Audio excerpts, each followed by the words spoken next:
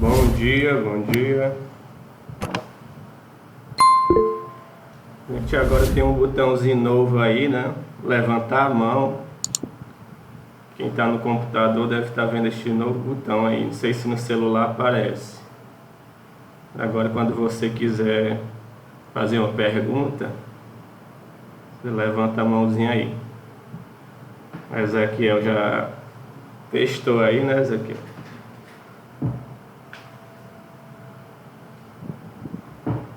Viu? Então, quando vocês quiserem interromper a qualquer momento para fazer a pergunta, aperte no botãozinho da mãozinha aí que eu dou a vez. Vamos continuar, pessoal. Hoje a gente apareceu Wesley aqui, ó. Atualizou. Bom, já estou vendo aqui com a mãozinha levantada. Pronto, hoje a gente vai encerrar o conteúdo de termodinâmica, né? Finalizar a segunda lei. Eu passo a primeira lista de exercícios do bimestre. Este bimestre vai ter no máximo 3, né? Se der, não sei nem se dá para fazer 3 listas. Já está aparecendo aí para vocês a minha tela. Hoje eu não estou olhando aqui pelo celular, só pelo computador mesmo. Tá, sim. Beleza. Então, vamos lá. Então a gente parou aqui, né? A gente encontrou 3 maneiras de encontrar o rendimento de uma máquina térmica, em função da temperatura, em função da quantidade de calor fornecida pela fonte quente e jogada na fonte fria, em função do trabalho e da quantidade de calor inicial. Aí eu estava começando a falar sobre por que eu não tenho uma máquina com 100% de eficiência, não? Aí quando a gente estudou termodinâmica, a gente falou em zero absoluto. Zero absoluto em Kelvin é o 0 Kelvin, né? Mas a gente sabe que esses valores de temperatura são representados em diferentes escalas, então o zero em graus Celsius, o zero absoluto, seria menos 273. Em Fahrenheit é outro valor, certo? Mas significa o mesmo conceito físico. Este zero absoluto, ele é inatingível na natureza, porque não existe algo 100% estático, imóvel, né? A estrutura, os átomos que formam qualquer corpo, qualquer material, ele tem um mínimo de energia. A energia dele nunca é zero. Então não é possível chegar a 0 Kelvin, ao zero absoluto, certo? Então vamos observar essa equação aqui, que dá o rendimento em termos da temperatura, né? Rendimento em termos da temperatura é 1 menos temperatura da fonte fria sobre a temperatura da fonte quente. A gente viu que para ter este fluxo de calor eu tenho que ter corpos com diferentes temperaturas. E este calor ele sempre vai fluir do de maior temperatura em direção ao corpo de menor temperatura. Esse é o sentido natural, né? Natural. Então observe, para eu ter um rendimento de 100%, este termo aqui teria que ser zero. Concordam? Porque 1 significa 100%. Então, para a máquina chegar a 100%, essa divisão aqui tem que ser zero, certo? Só que aqui no denominador, T1 tem que ser diferente de zero. Então, se eu quero zerar este termo, eu teria que dizer que meu T2 teria que ser zero, né? 0 dividido por qualquer coisa é 0. Mas este zero é inatingível, eu não posso chegar ao zero absoluto. Isso daqui é impossível. É uma imposição da natureza, eu não consigo chegar ao zero absoluto.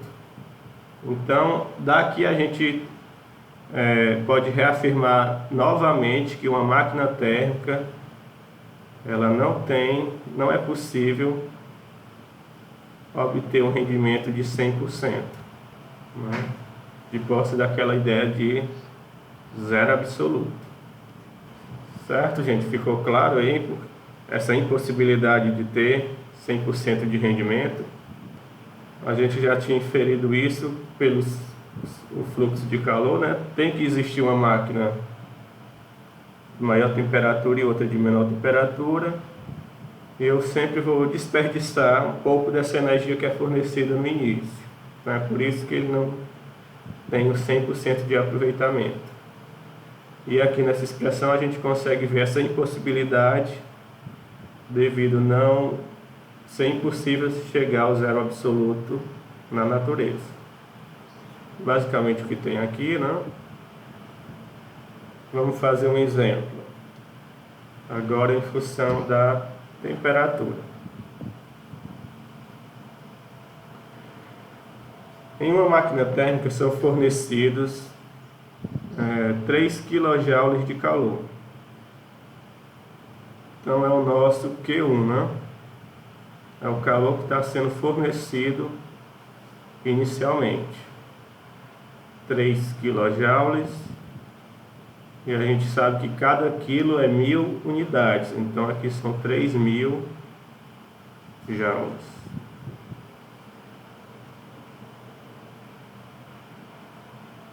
E 780 joules passam para a fonte fria.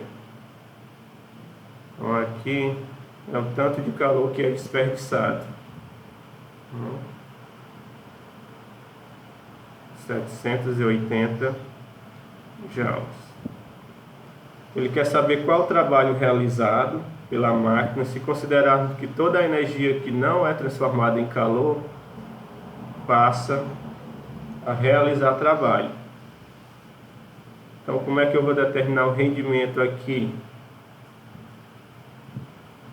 Qual é a expressão que eu vou usar? Primeira, segunda ou terceira? Segunda, não? Exato. Segunda, porque eu tenho aqui os calores fornecidos e desperdiçados, né? Então, eu tenho que usar 1 menos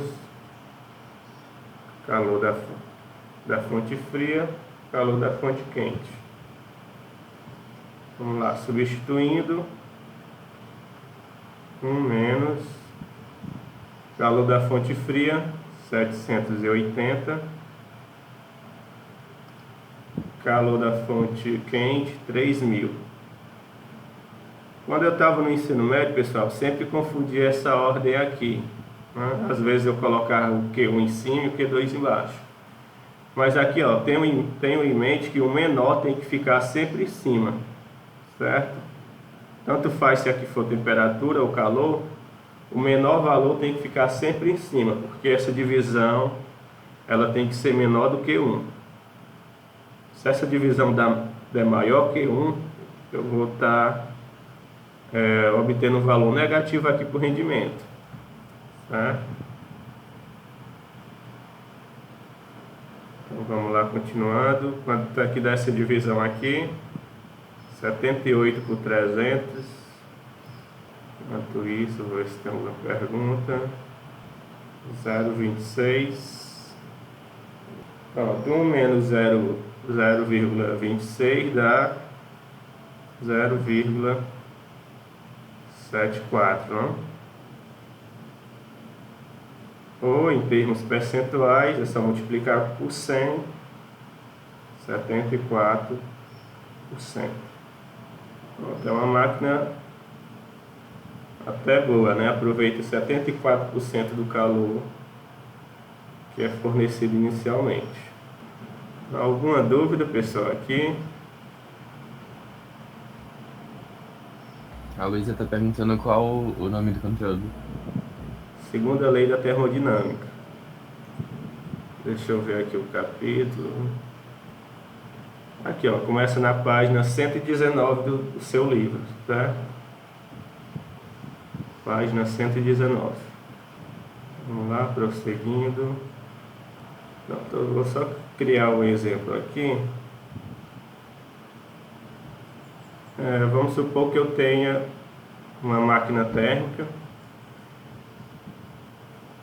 onde eu tenho uma fonte quente de 200 graus Celsius e uma fonte fria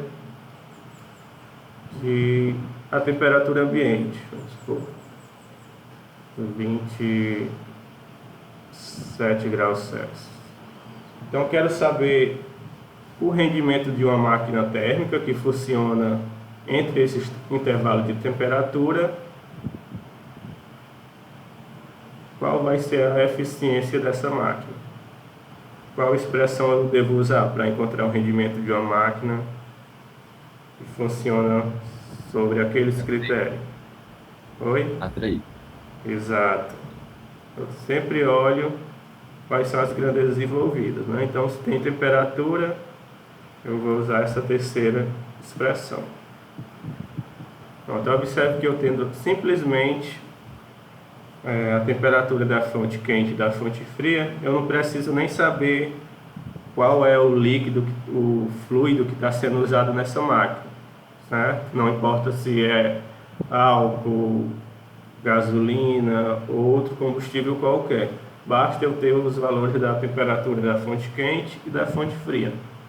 É possível encontrar um rendimento, certo? Então, no ciclo de Carnot, uma máquina que funciona de acordo com o ciclo de Carnot, independente do meio, né, que está sendo usado como combustível, ela vai ter o mesmo rendimento, certo? Não vai ter diferença se eu uso um combustível ou outro. Então, o rendimento vai ser 1 menos temperatura da fonte fria, né? Sempre o menor em cima, temperatura da fonte quente. Mas a gente aqui, ó, tem que sempre converter essa temperatura na grandeza usada no sistema internacional, né? E temperatura no sistema internacional, ela é dada em que unidade? Qual é a escala padrão do sistema internacional? Kelvin? Exato. Então, ter o cuidado de sempre converter a temperatura para Kelvin. Se você fizer com Celsius, você vai obter um valor errado, certo? Então, vamos lá. Como é que eu faço para transformar de Celsius para Kelvin? É só somar 273, certo? Então aqui vai ficar 473 kelvins, aqui vai ficar 300, não? Vamos encontrar o rendimento. 1 menos temperatura da fonte fria, 300, pela temperatura da fonte quente, 473. Até que dá essa divisão, 300 por 473, 0,63. 0,63, né? Pronto, então se eu subtrair de 0,63 dá 0,37. Ou em termos percentuais, né? 37.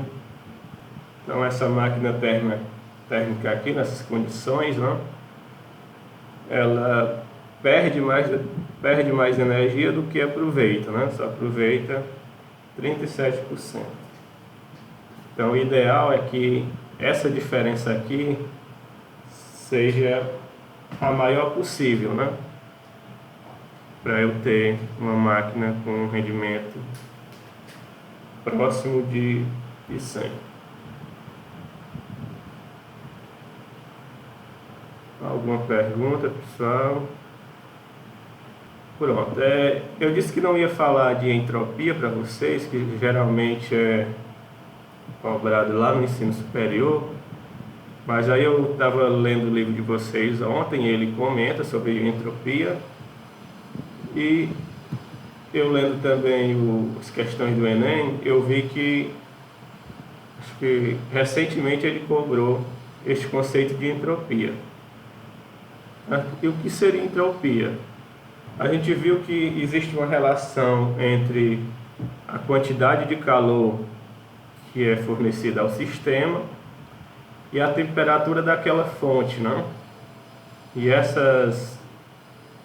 quantidade de calor é diretamente proporcional à temperatura da fonte quente. Ou seja, quanto maior a temperatura que essa fonte quente vai ter, mais calor ele vai jogar no meu sistema. Mesma coisa na fonte fria.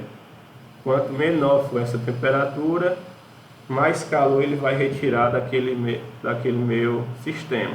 Então é diretamente proporcional à temperatura. Essa relação entre quantidade de calor e temperatura que é chamado de entropia. Certo? Entropia é simbolizada pela letra S. Ela mede essa taxa de variação calor com relação à temperatura. Esse daqui é que é chamado de entropia. A gente pode associar a entropia, grosso modo, com o grau de desordem de um sistema. Vejam aqui, a gente pode ter em mente água, né? No estado sólido. Eu tenho um sistema bem organizado, ordenado. Quando passa para o líquido, essa desordem, né, na estrutura atômica do material já aumenta. Quando passa do líquido para o gás, novamente essa desordem da estrutura dos átomos que formam o material aumenta, certo? Então essa entropia está relacionada com o grau de desordem do meu sistema. Certo? Em um sistema, se você deixar um bloco de gelo a temperatura ambiente, ele vai tender naturalmente a passar por estes estágios, né? De um sistema bem organizado para um sistema desorganizado. Então essa seria a ordem natural das coisas, né? Alguns autores associam a entropia como a direção do tempo, a seta do tempo, né, que eles chamam. Então se você olhar aqui para um sistema e eu afirmar para você que esse sistema evoluiu durante o tempo, então qual seria o estágio inicial dele aqui? Seria este ilustrado aqui inicialmente ou o segundo? Eu tenho um sistema, esse sistema evoluiu no tempo. Qual é o instante inicial desse sistema, representado na figura 1 ou 2? Não, que está mais organizado. Exatamente, certo?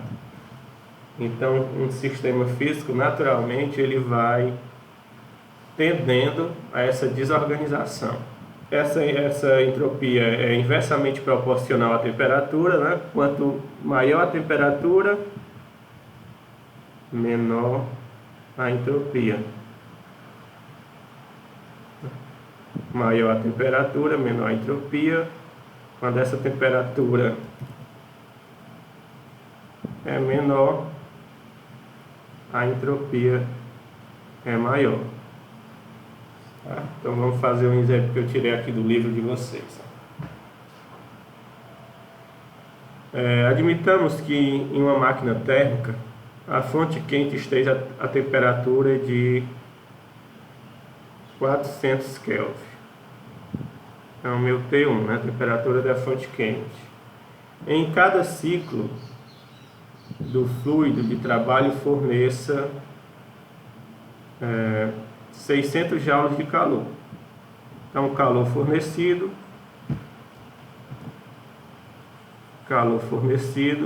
Q1. Então, a gente tem a temperatura da fonte quente e o calor que ela transfere para o sistema.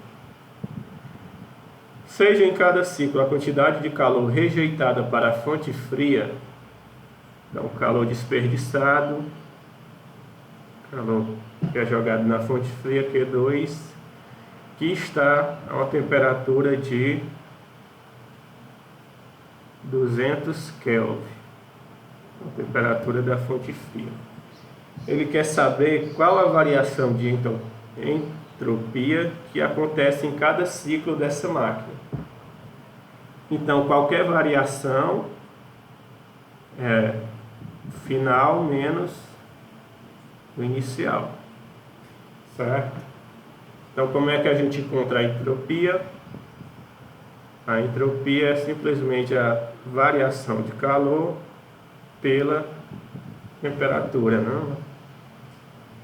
Então, vamos encontrar essa entropia na fonte quente. Então, vai ser o calor da fonte quente sobre a temperatura da fonte quente. Calor da fonte quente, 600 joules, né?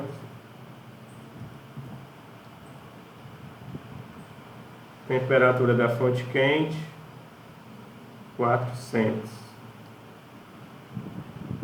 Simplifica aqui.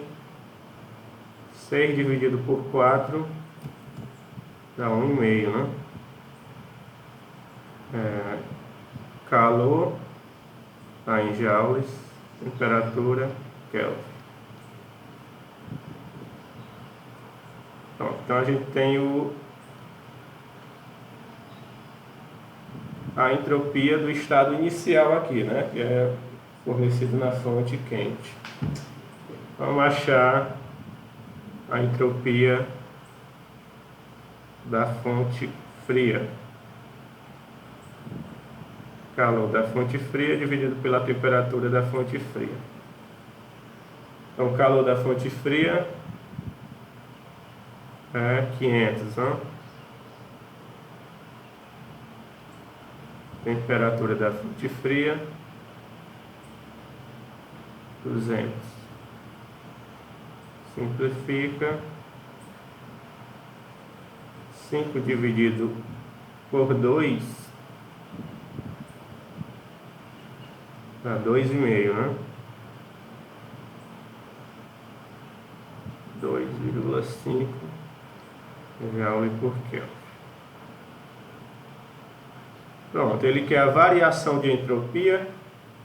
A variação é o final menos o inicial. Então, essa variação de entropia vai ser... Quem é o final aqui? O S2. Exato, porque ele começa do quente, né? O calor ele flui do quente para o frio. Então, S2 é o final. Menos inicial. Então, se eu subtrair aqui, 2,5 menos 1,5 dá 1 joule por Kelvin.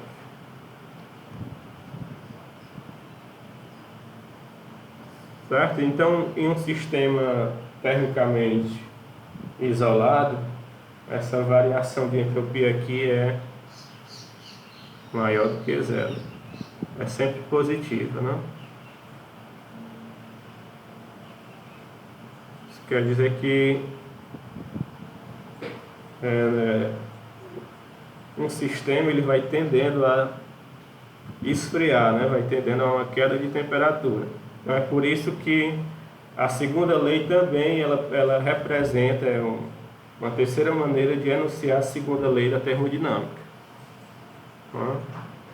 Essa naturalidade, né, do sentido do fluxo de calor, mais quente para o mais frio. Então, com isso a gente encerra a termodinâmica, pessoal. Professor, Cris, Oi. o senhor tá gravando essa aula é porque a Bruna teve um probleminha, aí ela não tá conseguindo participar das aulas, aí isso ia prejudicar ela, entendeu? Tá sendo gravado. Ah, tá bom, obrigada. Tá. Logo em breve eu coloco lá no canal. Pois é isso, pessoal. Eu vou fazer uma listinha de exercício e colocar lá para a gente discutir na próxima semana. Aí depois a gente inicia ondas, né? Vai fechar o quarto bimestre só com ondas mesmo, né? Indo um pouco mais devagar. Mais alguma pergunta?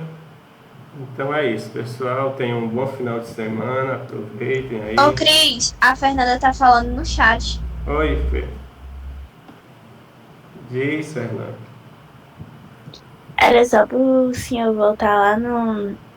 Pra tirar print do negócio de endalpia que fala. Aqui? É mesmo. Pronto. Entropia, certo? Entalpia existe também, mas é em química. Em reação química. Aqui o exemplo, se tu quiser pegar também. Tá certo, pessoal. Então, bom final de semana e até a próxima. Tchau.